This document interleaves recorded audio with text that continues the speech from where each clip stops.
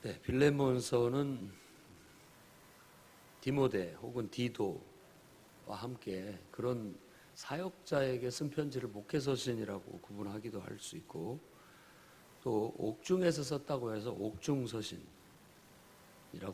합니다. 에베소서, 빌립보서, 골로새서, 또 이 빌레몬서 이런 것들을 옥중서신이라고 합니다. 그런데 빌레몬서는 그 주제가 아주 특별합니다. 잘 알다시피 이 빌레몬은 골로새 교회, 골로새서와 함께 이 편지를 보냈던 것으로, 골로새서는 골로새에 있는 교회에 보낸 거라면 함께 이 빌레몬이라는 사람한테 특별히 개인적인 용무로 이 오네시모의 문제를 중재하고 해결하고자 이 편지를 개인적으로 보냈다고 봐서 목회 서신일 수도 있습니다. 자, 일단 바울과 디모데가 편지를 쓰는 사람이라고 말하고 있고, 수신자들은 빌레몬, 그 다음에 자매 아비아, 함께 군사된 아키포, 그리고 이제 빌레몬의 집에 있는 교회 공동체라고 그렇게 말하고 있어요. 그래서 정확히는 알 수 없으나 보통 이 아내라는 말 잘 안 쓰고 자매라고 합니다. 그래서 바울도 내가 자매된 아내를 데리고 다닐 고난이 없겠느냐 뭐 이렇게 말한, 고린도서에 말한 예가 있고, 그래서 이 아비아가 빌레몬의 아내가 아니겠느냐라고 보고, 그 다음에 함께 군사된 아키포라고 했을 때는 그가 바로 그 빌레몬의 아들이 아니었겠느냐 그렇게 보통 보기도 합니다. 그러나 근거는 없기 때문에 추측에 불과합니다. 그래서 빌레몬뿐만 아니라 만일 그렇게 본다면 그의 아내와 그의 아들과 그 집이 하나님 앞에 귀하게 아주 영광스럽게 쓰임받고 있는 가정이고, 또 존경받는, 또 많은 헌신을 하는 하나님 앞에 쓰임받는 사역자였다는 걸 알 수 있습니다. 그래서 그에 대한 깊은 어떤 애정어린 감사, 이 사랑 때문에, 너의 믿음 때문에, 그리고 그 믿음 안에서 함께 우리가 교제하는 이런 관계성 때문에 우리가 늘 평안을 느끼고 있고 기쁨과 위로를 서로 나누고 있다, 이렇게 얘기합니다.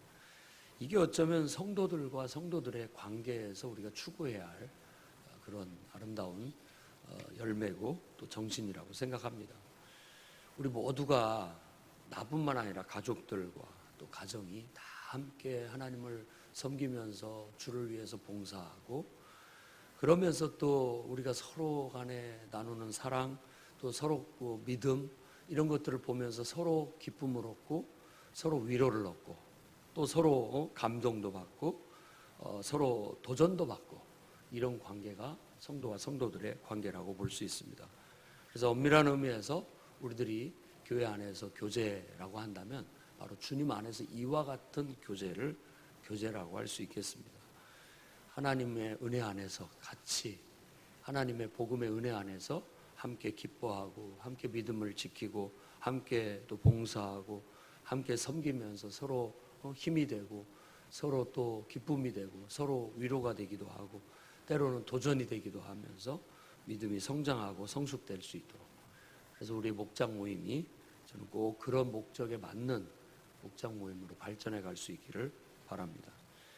가능한 한 주일날도 목장별로 서로 교제하고 또 주중에도 목장별로 교제를 하되 그런 열매들이 맺어질 수 있도록 힘쓴다면 두고두고 정말 그 우정이 쌓여서 바울이 지금 이와 같은 묘사로 말한 것처럼 항상 나는 성도님을 보면 위로를 얻습니다, 기쁨을 얻습니다, 감동이 됩니다 라고 말하면서 도전이 됩니다 하면 서로 격려하고 또 성장하고 또 내가 다른 사람에게도 유익을 주고 또 유익을 받기도 하는 그런 좋은 관계를 유지해 나갈 수 있도록 힘쓰십시오.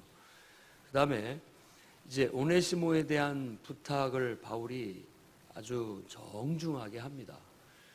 갇힌, 그러니까 감옥에서 이 오네시모를 알게 됐는데 뭐 이 골로새 지역에 대해서는 이제 바울이 그쪽에 이렇게 편지를 쓰고 또 그쪽 사람들을 얘기하다 보니까 이 오네시모도 알만한 사람들 이름이 거론되면서 어떻게 서로 말을 트게 되면서 바울이 거기서 복음을 전하게 됐고, 아마 오네시모는 거기서 예수 그리스도를 주님으로 영접하게 되고 독실한 그리스도인으로 변화됩니다. 바울에게 복음을 듣고 감명을 받아 변화되어서 이제는 바울의 사역에 자기도 도와주겠다고 그렇게 헌신한 입장이 됐다고 볼 수 있겠습니다. 그런데 알고 보니까 바로 이 빌레몬이라는 사람의 집에서 노예로 종으로 일하다가 도망친 노예였다는 거예요. 옛날 우리 드라마에도 추노 같은 도망친 노예 잡아들이는 그런 역할을 해서 돈벌이를 하는 사람들도 있었듯이 이 시대는 그런 시대입니다. 그리고 도망친 노예는 특히나 아주 죽여도 그만이고 잡아다 주면 돈을 받는 그 시대에는 너무나 당연한 거예요. 하나의 재산 이런 개념이에요. 그러니까 예수 믿는 사람이 어떻게 노예를 부를 수가 있느냐라고 한다면 좀 다르겠습니다만 요즘 여러분들이 가지고 있는 자동차 혹은 냉장고, 세탁기 그런 거예요. 집안일을 돕기 위해서 그냥 그런 인력들을 사다가 쓰는 그런 존재로 그 당시 때 노예가 쓰여졌기 때문에 또 노예가 도망갔다라는 것은 여러분이 잘 타고 다니는 차를 누가 도둑질해 갔다 이렇게 생각을 해보면은 그 쳐죽일 놈 이렇게 생각하게 되는 거죠. 나쁘게 생각을 할 수밖에 없는 거죠. 큰 손실을 가졌으니까. 어떤 사업차, 어떤 집안일을 보려고 이 심부름을 시켰는데 그 길로 돈을 받고 그냥 날랐든지 도망을 갔든지 또 어떤 자유를 찾아서 도망을 쳤는지 어쩌는지 모르겠지만 결국은 도망쳤다가 바울을 통해서 예수 믿고 하나님을 알고 구원받게 됐다라는 거. 그것이 귀하고, 그래서 그 사람을 내가 좀 데리고 나의 도움을 위해서 사역자로 같이 쓰기 위해서 내가 말없이도 쓸 수 있지만 빌레몬 너에게 꼭 허락을 받고 내가 이 오네시모를 사용하고 싶다라고 정중하게 부탁을 하고 들어줄 걸로 확실히 믿습니다. 근데 그 들어주기를 바라는 그 설득의 동기가 뭐냐? 우리 동역자 아니냐 이겁니다. 그래서 저는 오늘 말씀에서 우리가 복음 안에서 혹은 주님 안에서 동역자 관계를 서로 소중히 여기는, 숭고히 여기는 그런 삶을 삽시다. 동역자 관계라는 게 얼마나 이게 귀한 건지, 이 관계는 서로 완전히 신뢰할 수 있는 관계, 서로가 아주 의지하는 관계, 그래서 같은 마음, 같은 뜻, 같은 비전, 또 같은 어떤 사랑, 같은 주님을 위한 사역, 이런 일들을 한다라는 그런 정신 안에서 둘도 없는 동료의 그런 어떤 정신으로 맺어진 관계라고 볼 수 있습니다. 그래서 우리도 주님 안에서 이 교회를 통하여 맺어진, 복음으로 맺어진 관계가 이와 같이 동역자 관계가 됐으면 좋겠습니다. 동역자가 있다라는 것은 더 큰 일을 할 수 있다는 뜻입니다. 더 큰 일을 같이 할 수 있다는 거예요. 어떤 사람은 그걸 불편하게 여길 수도 있겠습니다. 부정적인 요소가 있을 수 있으니까.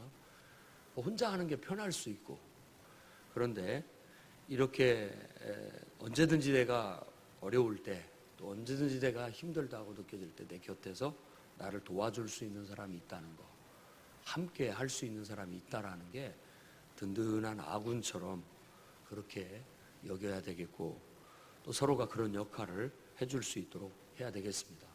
혼자는 하기 어렵지만 같이 하면 내가 혼자 했던 것보다 훨씬 더 큰 일을 해낼 수 있기 때문에 정말 그 숭고한 아름다운 동역자 의식을 우리가 좀 갖고 함께 신앙생활을 할 수 있도록 힘써야 되겠습니다.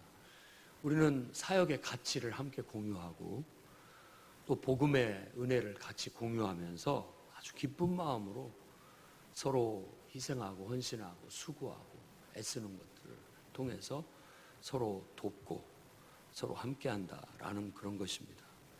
바울이 지금 오네시모 문제로 인해서 빌레몬을 얘기할 때 그런 관계로 얘기를 하고 있는 거예요. 그러니까 서로 동역자인데 당연히 내 부탁을 들어줄 거라는 걸 믿고 있는 겁니다. 우리 사이가 어떤 사이냐 이런 얘기죠. 우리가 남이냐 이런 얘기와 같은 거죠. 복음 안에서 은혜로 맺어진 관계인데 이 정도 부탁 당연히 들어주리라고, 아니 그 이상으로 들어주리라고 내가 믿는다라고 바울이 그렇게 신뢰를 표현한 것처럼 우리도 어떤 소정의 이해관계에만 얽히기보다는 동역자 관계는 서로가 좀 서로에게 피해를 주고 또 서로가 서로에게 좀 부담을 줘도 그 정도야 괜찮다고 할 수 있는 그런 좀 넓은 넉넉한 그런 마음을 가졌으면 좋겠습니다. 그래서 주 안에서 혹은 복음 안에서 하는 부탁은 한번 서로 들어주기로 서로 약속하고 한번 살아봅시다. 이게 개인적인 어떤 욕심, 어떤 사사로운 이런 것들이 아니라 정말 주님의 복음을 위한 공익의 목적, 또 복음의 정신 안에서 혹은 주님의 뜻 안에서 하는 부탁이라고 한다면 나도 주님을 섬기는 사람이요, 너도 주님을 섬기는 사람인데 그것은 미안하게 생각할 것도 없다. 당연히 해야 할 일이 아니겠느냐라고 받아들일 수 있다면, 들어줄 수 있다면 얼마나 아름답고 멋지고 정말 좋겠습니까? 그럼으로써 서로에 대한 이해, 배려, 내가 너를 정말 이해하려고 노력하고 또 배려하려고 노력해서 서로에게 어떤 마음의 부담을 주거나 거침이 되지 않으려고 애쓰는 그런 마음, 이런 정신이 굉장히 멋져 보이고 또 수준 높아 보이고 성숙되어 보입니다. 오네시모, 이 집에서 도망쳐 나온 이 노예, 어떻게 보면 하나님께서 이렇게 복음을 듣고 구원받게 하시려는 것이 아니었겠느냐라고까지도 볼 수 있다라는 거예요. 우리가 복음의 관점에서, 영혼 구원의 관점에서 해석을 하면 그게 가능합니다. 나한테 돈을 떼어먹고 도망간 사람인데 어느 날 보니까 누구를 통해서 예수 믿고 아주 믿음이 좋은 교회 집사가 됐어요. 근데 어느 날 만났어요. 그럼 여러분 어떻게 알고 봤더니 결국은 그 문제로 인해서 어떻게 하다가 보니까 하나님의 섭리로 회개하고 예수 믿고 이제 믿음이 좋아졌는데 그게 마음에 걸려서 너한테 내가 잘못했다라고 빌고 그 돈을 갚고자 왔다고 이렇게 했을 때 하나님이 그런 뜻이 있어서 이렇게 하셨구나 라고 그렇게 받아들일 수 있고 해석할 수 있고, 괜찮다, 이 돈 안 갚아도 괜찮다, 네가 예수만 믿는 것만도 너무나도 감사하다라고 모든 걸 퉁칠 수 있는 그런 이해, 그런 너그러움, 또 하나님의 영혼 구원이라는, 그 다음에 복음 전파라는 큰 비전의 틀 안에서 사사로운 것들을 다 걸러낼 수 있을 만큼의 이해와 너그러움, 우리에게 필요하다고 생각이 듭니다. 그래서 여러분들도 앞으로 인간관계를 하거나 또 삶을 살아갈 때 더 큰 가치 앞에 사사로운 것들은 좀 손해볼 수도 있고 그냥 아무것도 아닌 것처럼 여길 수 있는 그런 넉넉한 마음들을 갖고 대하고 살아가 주시기를 바랍니다. 그다음에 마지막으로 말씀드리고 적용하고 싶은 것은 그겁니다. 우리도 복음으로 사람들의 관계를 회복시키는 사역에 동참합시다. 참 누군가를 중재한다라는 것은 양면성이 있습니다.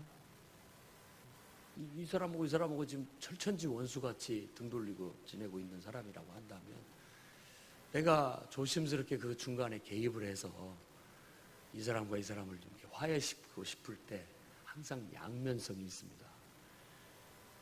이 사람보다도 더 나쁜 사람이 돼버릴 수도 있고요, 진짜 좋은 사람이 될 수도 있습니다. 이게 함부로 끼어들 일이 아닙니다. 남의 일에는 진짜 함부로 끼어들 일이 절대 아닙니다. 괜한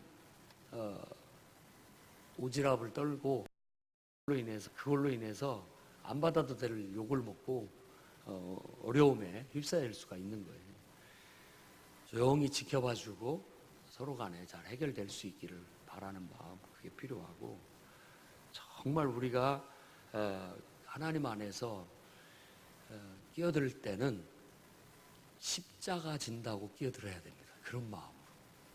예수님이 하나님과 우리 사이를 해결해 주기 위해서 결국은 그가 당하신 일이 뭐냐? 미움을 받고, 어떻게 보면 양쪽의 미움과 정죄를 받고 죽는 일이었단 말입니다. 그런데 그 죽음 앞에 그걸 보고서 둘이 화해가 된 거예요. 죽기 전에는 화해가 안 됐던 겁니다. 이게 그런 무거운 역할이 중재자의 역할인 거예요. 근데 그런 말하는 사람도 쉽게 말할 수 없는 거고, 그 길이 욕먹는 길이구나, 이 길이 순교의 길이구나 라는 걸 어느 정도 인식하고 갈 수 있어야 되고, 그걸 기꺼이 할 수 있을 때 우리가 그러한 일들을 할 수 있다라는 거예요. 그래서 사람들의 이해관계를 서로 중재해서 해결해 주는 것은 얽힌 실타래를 푸는 것보다 더 힘들고 복잡하다는 거, 그리고 누군가가 반드시 그 과정 속에서 희생당한다는 거, 이런 어떤 역학, 이건 좀 우리가 인지할 필요가 있습니다. 그래야 여러분들이 그럴 줄 몰랐다고 이런 말들은 하지 않게 되죠. 산상수훈에도 얘기합니다. 비판하지 말라. 그 말보다 더 중요한 건 비판받지 않으려거든입니다. 그렇죠? 내가 비판받지 않기 위해서라면 비판하지 않는 것이 최선입니다. 그런데 그 말은 또 정반대로 얘기하면 그런 뜻이 됩니다. 내가 만일 누군가에게 충고나 조언을 했다면 나도 그 소리를 들을 수 있다는 걸 감안해야 됩니다. 나도 똑같은 투로 똑같은 소리를 듣게 된다는 거, 그걸 기억해야 됩니다.